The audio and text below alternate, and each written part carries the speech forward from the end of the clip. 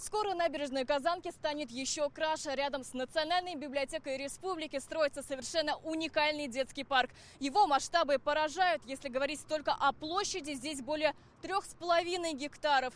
Парк станет самой большой детской площадкой на территории всей России. Концепция предполагает связь парка с Казанкой. На специальных игровых зонах дети смогут изучать экологию реки. Здесь же появится фонтан и большая зона со сценой. Новый парк вместит до 8 тысяч человек. Тема площадки «Подводная археология» реки Казанки.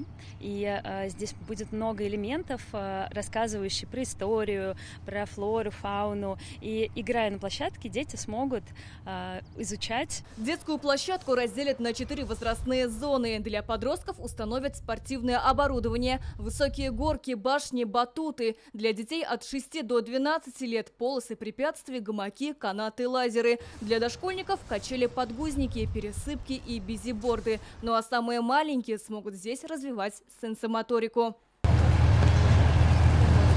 Парк будет словно зеленый оазис. Посадят более 3000 кустарников и около 700 хвойных и лиственных деревьев.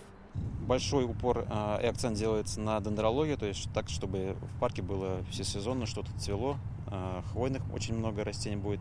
Здесь раньше проистекала старая русло реки Казанка, она стала таким образом этого парка. Именно поэтому у нас все такие дорожки извилистые, красивые, лекальные. Сегодня с ходом работ ознакомился мэр Казани Ильсур Метшин. Строительство близится к экватору. Выполнено уже 40% работ. Самые трудные этапы позади. Благоустройством набережной мы занимаемся системно не первый год. Спасибо раису нашей республики. Работы развернуты в полном объеме, все необходимое есть. Самое главное – это нестандартное детское оборудование, детских игровых площадок, которые мы с нашим партнером на сегодняшний день изготавливаем. Здесь ежедневно трудятся более 100 рабочих и десятки единиц техники. Монтируют павильоны, кладут брусчатку, устанавливают автополив. Все импортозамещено, все наше. Чтобы здесь не было воды, чтобы она не стояла. То есть мы сделали вертикальную планировку. Это такой один из важных процессов.